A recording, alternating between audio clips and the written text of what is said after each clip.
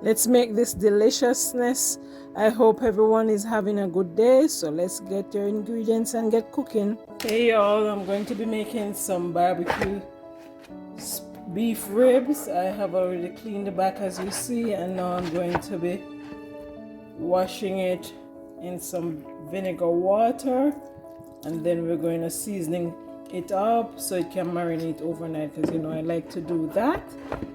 So let's go wash this and then I'll come back. I've washed my beef spare ribs, and you know we're gonna pat dry to remove the excess water. I'm gonna want to season this real well, so we'll do it on both sides. The seasoning. So first I'm going to be adding some of my green seasoning to this, like so. Let's make sure you guys can see well.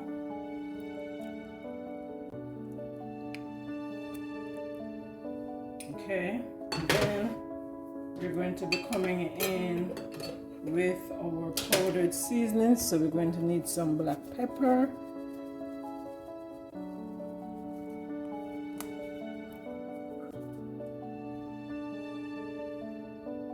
and then we're going to be needing some ground cumin to give it that smoky flavor, since I'm not putting it on the grill.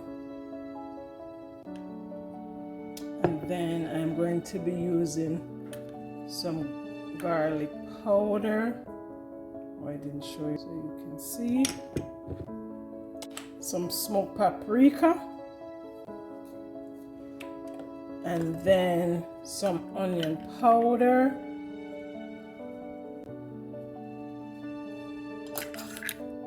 And some sazon. We can get this out. That would be lovely.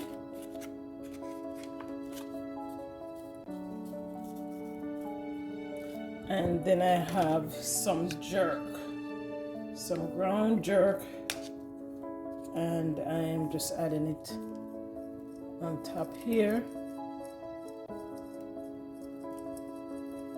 And then I'm going to be adding some Mesquite barbecue sauce, so I can leave it overnight with some of the flavors, and there will be some once we get done cooking. And this is gonna be a slow process, so then we're just gonna rub it in like this on both sides, because we want the flavors to be nice and juicy and tender and flavorful. You know how we do things around here. So this is what we're trying to get everything on top here and into the bone, so it's well seasoned and taste of that barbecue flavor once we get back to it in the morning. And you see the seasoning all over, just like that. So I'm going to cover up, and I'll see you in the morning. Bye. Welcome back everyone. Today, so we're going to be making our barbecue spare ribs, but first we're going to preheat our oven at 200, because we're going to slow cook it first before we increase the temperature. So we want the meat to fall off the bones, so we'll do that first. So I have my baking rack that I have greased after lining it with the foil, and then we're going to go ahead and put our ribs like so, and then we're just going to cover them up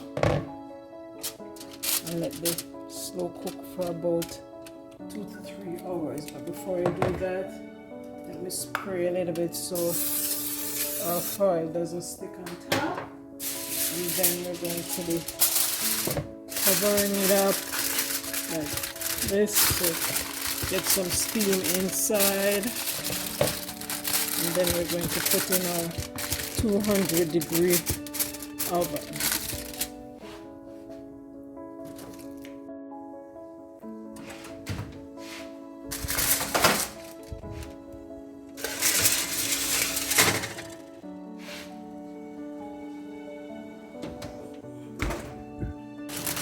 It has been 2 hours since we have our meat in the oven, and this is what it looks like. And it still needs to cook some more, so we'll cook it for a few minutes more. While my beef ribs is almost done, let's make our sauce for basting our ribs. I'm going to use some Mesquite barbecue sauce. And then I'm going to add a little A1 sauce as well.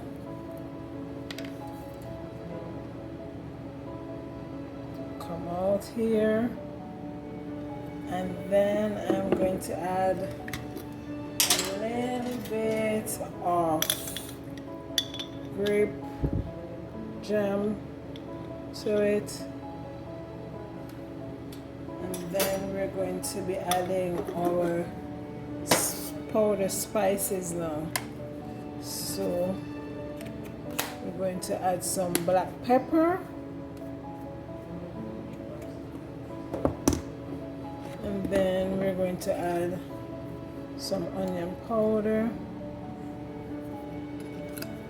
a little garlic powder,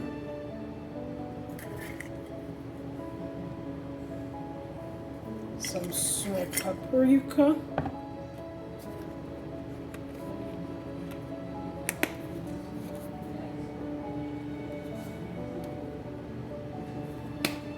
and a little bit of my jerk.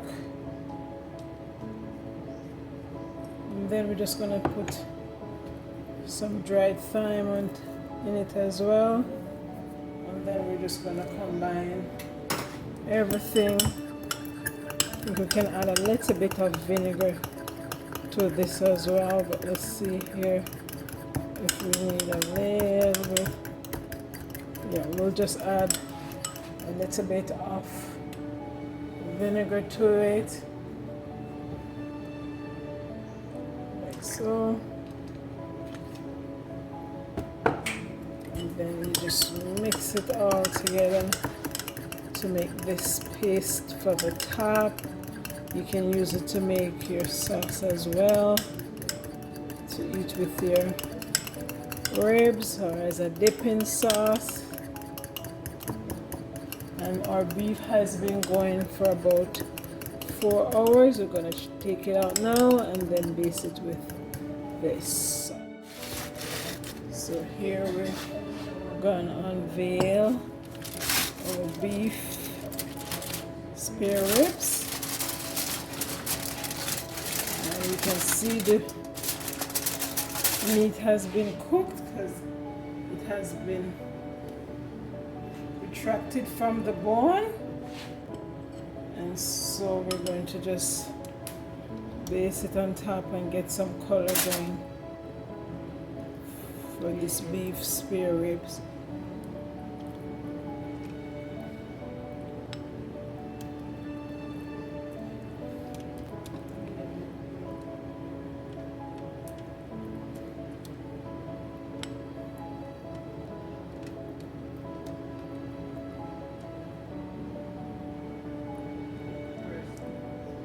So we're going to increase our temperature in the oven to about 400 just to get it nice and a little crispy on top, and then we're all done.